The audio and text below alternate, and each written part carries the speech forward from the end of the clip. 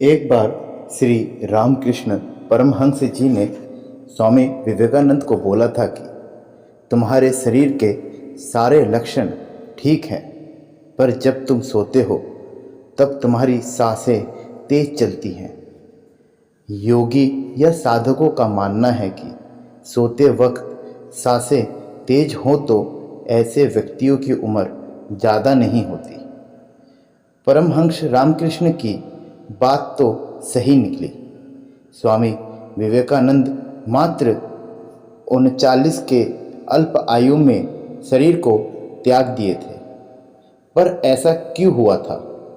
क्यों इतनी कम उम्र में ही शरीर को त्याग दिए थे स्वामी जी ने?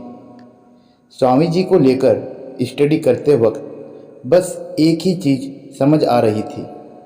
उनकी जगह कोई साधारण इंसान होता तो वो निश्चित ही आत्महत्या कर लेता। हद से ज़्यादा शारीरिक और मानसिक कष्ट से गुजर रहे थे और उसे सहन कर रहे थे स्वामी जी। अपने आखिरी समय में बहुत शारीरिक कष्टों से गुजरे थे, परंतु आत्मशक्ति या मन पर नियंत्रण इतना था कि कभी कष्ट को अपने ऊपर हावी होने ही नहीं दिया। और यही कारण था कि इतने कष्ट के बाद भी वो एक महान सफल कर्मयोगी बने। आज हम इस वीडियो में स्वामी जी के उन सब तथ्यों के ऊपर जानेंगे कि क्या हुआ था उनके मृत्यु के दिन। आज हम जानेंगे मृत्यु का कारण क्या था और सच में क्या स्वामी जी के ब्रह्मांड या ब्रह्मांड द्वार खुल गया था। आज हम इसी पे बात करेंगे। अगर हम स्वामी जी के परिवार के इतिहास को देखें तो जानेंगे दत्त परिवार में कम उम्र में कई जनों ने अपने देह को त्यागा है। स्वामी जी के पिताजी विश्वनाथ दत्त 1884 में एक्सपायर हुए थे, मात्र 52 साल की उम्र में। कोलकाता में उनके डेथ का कारण डायबिटीज़ बताया गया था और यहाँ तक कि देह त्यागने से 1 साल पहले उन्हें हार्ट अटैक भी हुआ था। तो यहाँ ये तो पता चलता है कि स्वामी जी को जीन के द्वारा डायबिटीज़ और हार्ट डिजीज़ था। स्वामी जी के एक भाई भूपेंद्र नाथ जो 81 साल तक बचे थे और वही महेंद्र नाथ 87 साल तक जिंदा थे। उनकी एक बहन वह 72 साल तक जिंदा थी, पर बाकी के 5 बहन और एक भाई सब अल्प आयु में ही एक्सपायर हुए थे। और ताज्जुब की बात यह है कि इनमें से किसी ने भी 30 साल को क्रॉस नहीं किया था। स्वामी जी का काफ़ी हष्ट-पुष्ट शरीर था, परंतु शारीरिक समस्या और काफ़ी कष्टों से गुजरने के कारण उनका वेट कभी भी स्थिर नहीं रहता था। शिकागो के वक्तृता के बाद वो काफ़ी मोटे हो गए थे और उनका वेट 102 केजी का हो गया था, जिसके कारण वो खुद को मोटा महाराज कहते थे। कॉलेज में पढ़ते वक्त उन्हें मलेरिया हुआ था और उनके पिताजी के मृत्यु के उपरांत वह सर दर्द से भरे रहते थे। उस दर्द से छुटकारा पाने के लिए वो बॉक फूल, जिसे हम अगस्त्य फूल भी कहते हैं, उसे सूंघते रहते थे। रामकृष्ण परमहंस के मृत्यु के उपरांत वो बरानगर में रहने लगे। वह उन्हें टाइफाइड हुआ था और टाइफाइड के साथ साथ उनके मूत्र नाली में इन्फेक्शन हो गया था। टाइफाइड से उभरते ही उनके गॉल ब्लैडर में स्टोन हो जाता है। एक होम्योपैथी डॉक्टर राजेंद्र लाल दत्त ने उनके ब्लैडर का ट्रीटमेंट कर उन्हें ठीक किया था। उसके कुछ दिनों बाद ही उन्हें डायरिया हो जाता है। उसके बाद तो बीच बीच में ही उनका पेट खराब होने लगा। वो किसी भी प्रकार से अपने डाइजेशन को नियंत्रण नहीं कर पा रहे थे। स्वामी जी की एक चिट्ठी में यह पता चलता है कि वो दिन में 25 बार टॉयलेट जाते थे इस कारण शिकागो जाने से पहले क्षत्रिय महाराज अरिजीत सिंह ने उनको फर्स्ट क्लास की टिकट जहाज में करके देते हैं। पेट का प्रॉब्लम उन्हें पूरे जीवन ही तंग करता रहा। धीरे धीरे वो डाइजेशन पावर खो देते हैं। इसका मुख्य कारण उनका संन्यास धर्म का पालन ही था। वह सारे भारत भ्रमण कर रहे थे और जिसमें उन्होंने अपने खाने पीने में काफ़ी अनियम किया था। वो कई कई दिन तक भूखे रहते थे। परिणाम स्वरूप उनका डाइजेस्टिव ट्रैक में इन्फेक्शन हो गया था। देश भ्रमण के समय एक और प्रॉब्लम हुई थी उन्हें। वो था उनके पीठ के निचले हिस्से में दर्द। ये दर्द इतना तीव्र था कि दर्द से वह रात भर सो नहीं पाते थे। स्वामी जी को सर्दी की प्रॉब्लम भी थी, जो उन्हें परिवार से जीन स्वरूप मिला था। सर्दी से उनके टॉन्सिल फूल जाते थे। भ्रमण के दौरान टॉन्सिल की प्रॉब्लम ने उन्हें बहुत सताया था। भीमचंद्र सेन नाम के एक डॉक्टर ने, जो दिल्ली के थे, उन्होंने उनके टॉन्सिलाइटिस को ठीक किया था। स्वामी जी ने अपने शिष्य बिरजानंद को कहा था कि मेरे एक्सपीरियंस से सीखो, शरीर पर अत्याचार मत करो, अपने हेल्थ को कभी नष्ट मत करना। देखो, मैंने अपना नुकसान खुद किया है। मैंने अत्याचार किया है अपने शरीर पर और ये सब इसका फलस्वरूप है। जीवन के सबसे अच्छे मुहूर्त में मैंने अपने शरीर को नष्ट कर दिया। मुझे अभी इसका परिणाम भुगतना पड़ रहा है।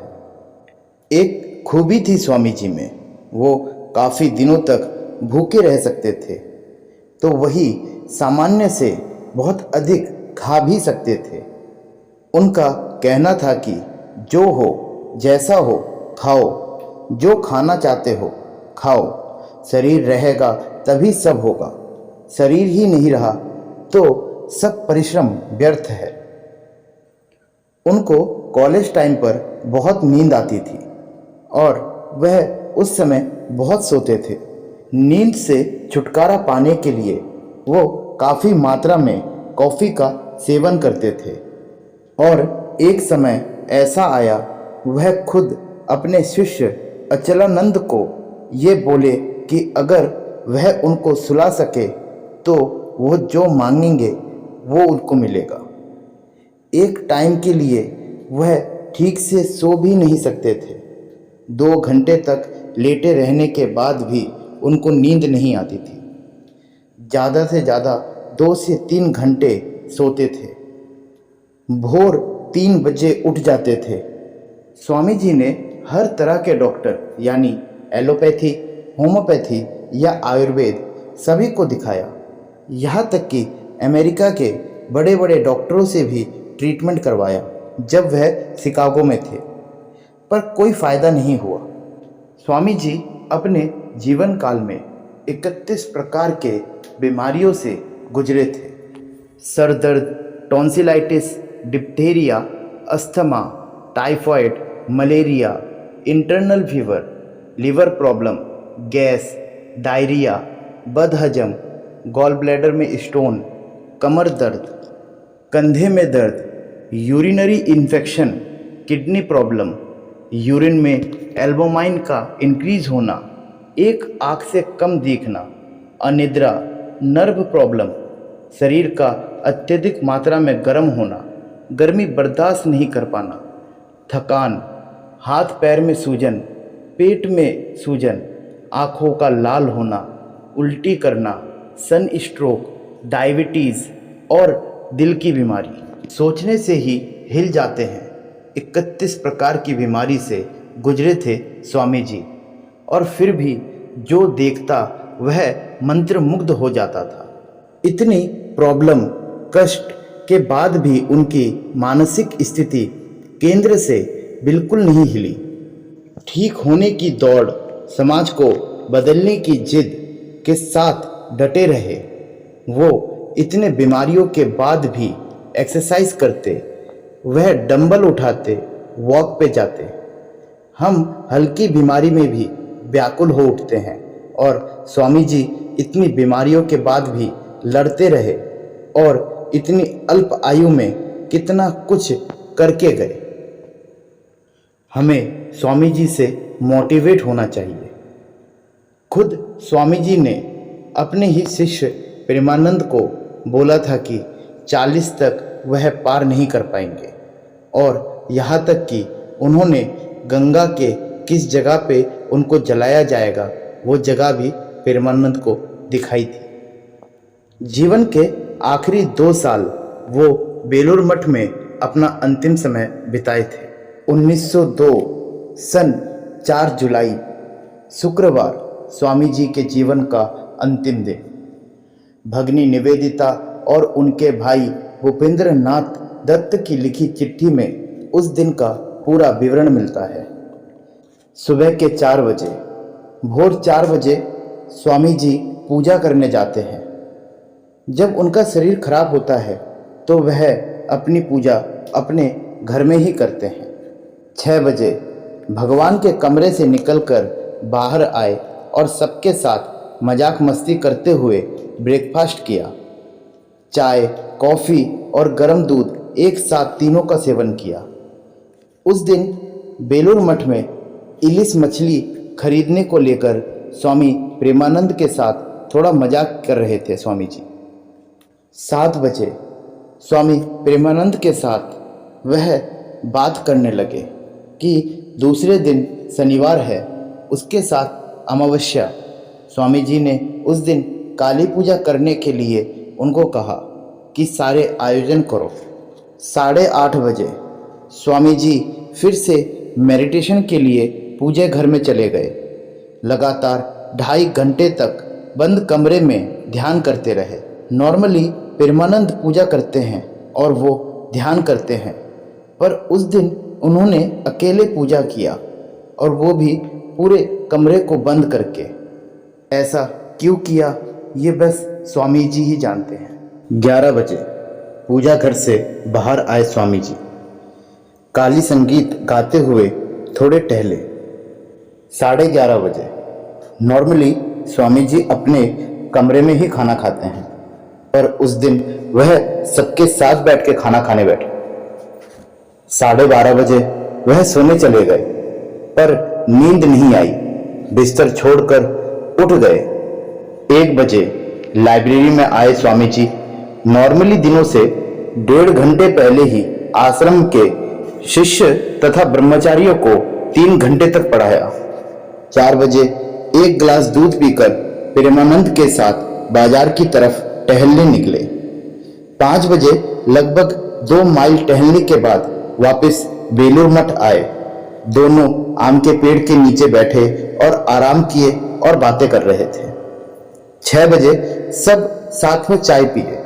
7 बजे पूजा की घंटी के साथ ही स्वामी जी अपने कमरे में चले गए। उनके साथ थे ब्रह्मचारी भोजेंद्र।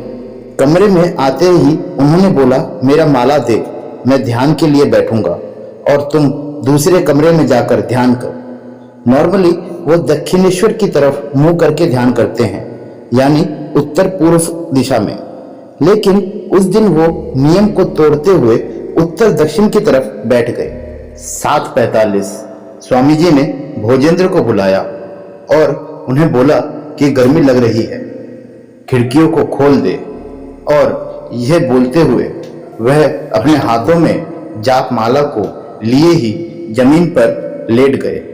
फिर उन्होंने भोजेंद्र को हवा करने के लिए बोला और थोड़ी देर बाद पैर दबाने के लिए भी बोला। 9 बजे तब भी वो जमीन पर ही लेटे हुए थे, पर अचानक उनके हाथ कांप उठे और माथे पर पसीने की छोटी छोटी बूंदें आने लगी और फिर छोटे बच्चे की तरह रोने लगे। 1 से 2 मिनट बाद लंबी लंबी सांसें छोड़ने लगे और इसके कुछ देर बाद ही उनका सिर कांप उठा और तकिए से हिलकर नीचे उतर जाता है। आंखें हल्की बंद सी हो गई और मुख में एक स्वर्गीय हंसी जैसी खिल उठी। भोजेंद्र डर कर सबको बुलाने लगा। तुरंत दौड़कर स्वामी प्रेमानंद जी आए स्वामी जी को समाधि अवस्था में देख गुरु मंत्र जाप करने लगे ताकि स्वामी जी समाधि से बाहर आ जाए या फिर उनकी समाधि अवस्था टूट जाए। 9:30 बजे स्वामी बोधानंद आके स्वामी जी के नसों को चेक करने लगे। नसों को देखते ही रो देते हैं और बोलते हैं कि जल्दी से डॉक्टर महेंद्र जी को बुलाओ। डॉक्टर महेंद्र वह गंगा के दूसरे किनारे रहते थे, बरहानगर की तरफ। स्वामी प्रेमानंद और निश्चयानंद दोनों ही स्वामी रामकृष्ण कहकर जोर जोर से बोलने लगते हैं ताकि स्वामी जी गुरु का नाम सुन के उठ जाए। रात के 10:30 बजे स्वामी ब्रह्मानंद और स्वामी सरदानंद यह डॉक्टर मजुमदार को लेकर आते हैं। डॉक्टर ने आके देखा कि स्वामी विवेकानंद के हार्ट बीट बंद हो चुका है। उन्होंने कई प्रकार के प्रयास किए पर वह हार्ट बीट को दोबारा चालू ना कर सके, सब व्यर्थ था। रात के 12 बजे डॉक्टर ने बता दिया कि स्वामी जी देह त्याग चुके हैं। मृत्यु के समय उनकी उम्र थी 39 साल 5 महीने 21 दिन। दूसरे दिन एक खबर पाते ही स्वामी जी की माताजी भुवनेश्वरी देवी और भाई भूपेंद्रनाथ दत्त और भगनी निवेदिता यह सब एक साथ आते हैं। दहन करने से पहले तक भगनी निवेदिता वही स्वामी जी के पास बैठी थी। स्वामी जी के हाथों में अभी भी उनकी जाप माला उन्हीं के साथ थी। उनको माला पहनाया जाता है, उसके साथ साथ भस्म से नहलाया जाता है। उनके शिष्यों ने किसी को भी फोटो लेने की अनुमति नहीं दी थी, बल्कि उस दिन उनके पैरों के छाप को लिया गया था। अब तक हमने समझा कि मेडिकल थ्योरी के द्वारा कि क्या हुआ था उनके साथ, पर क्या आपको पता है कि रामकृष्ण परमहंस देव की डेथ सर्टिफिकेट है, परंतु स्वामी जी की डेथ सर्टिफिकेट आज तक किसी को नहीं दिखाई गई। अब हम जानते हैं अध्यात्म पथ में कि उस दिन ऐसा क्यों हुआ, यह क्या हुआ। देह त्यागने के दूसरे दिन सुबह जब सबने स्वामी जी को देखा तो उनकी आंखें शिव जी की तरह ही आधी खुली और आधी बंद थी और आंखें पूरी लाल जैसे कि रक्त से भरी हो। नाक और मुंह से रक्त के निकलने के दाग थे। डॉक्टर महेंद्र मजुमदार के अनुसार हार्ट अटैक के कारण हुआ था। तो वही डॉक्टर विपिन बिहारी घोष ने बोला था कि मृत्यु का कारण है एपोप्लेक्सी। और भी कई डॉक्टरों ने कहा कि उनके दिमाग की नस के फटने से उनकी मृत्यु हुई थी और उनके मृत्यु के लक्षण भी ऐसे ही लगते हैं कि जैसे उनके दिमाग की नसें फटी हों, ना कि हार्ट अटैक हो। इसका उत्तर भी उन्हीं के लिखे हुए किताब राजयोग में है। स्वामी जी पूर्ण ब्रह्मचारी थे। प्राचीन ऋषि मुनि ऋषि भी ब्रह्मचार्य की बात बोलकर गए हैं। ब्रह्मचार्य अर्थ है पुरुषार्थ को पकड़कर रखना, शरीर से निकलने ना देना। जब साधक अपने पुरुषार्थ को पकड़कर रखता है तो उसकी सारी शक्तियां केंद्र में इकट्ठी हो जाती हैं। योग के द्वारा उसकी सारी शक्ति और भी बढ़ जाती है, जिसे हम ओजस या ओज भी कहते हैं। साधना के चरम सीमा में वो शक्ति शरीर के ब्रह्म द्वार यानी सर के बिल्कुल बीचों बीच से फटकर निकल जाता है। इसे मोक्ष प्राप्ति भी कहते हैं। जैसे जैसे तत्व संतुलित होता है वैसे वैसे चक्र जागृत होते रहते हैं और इससे कुंडलिनी नाड़ी एक्टिवेट होती है और फिर ईदा और पिंगला नाड़ी के द्वारा सुषुम्ना नाड़ी को एक्टिवेट कर देते हैं, जो सहस्र चक्र से होते हुए ब्रह्म से मिला देता है, यानी कि मोक्ष। तो क्या स्वामी जी मोक्ष प्राप्त कर चुके थे, जिसके कारण उनके शरीर को नष्ट होकर फट जाना पड़ा? इतनी बीमारी कोई साधारण पुरुष कैसे धारण कर सकता है? कैसे वह इतनी बीमारियों के साथ घूम फिर सकता है? बीमारी बस एक बहाना है। जैसे जैसे शक्ति यानी पुरुषार्थ का तेज शरीर में बढ़ने लगा और चक्र जागृत होते गए, ऐसे ही नॉर्मल शरीर उस ऊर्जा को धारण नहीं कर पा रहा था और एक एक कर नष्ट होता रहा। आखिरकार 6 बजे उनका संस्कार किया गया। तब वहां पे आए थे गिरीश घोष। माना कि उनके शरीर में बीमारियों के पहाड़ थे, पर फिर भी उनकी मृत्यु का कारण क्या था? आपको यह वीडियो कैसी लगी आप कमेंट करके जरूर बताएं। वीडियो अच्छी लगी हो तो लाइक एंड शेयर करें, चैनल को सब्सक्राइब करें। धन्यवाद।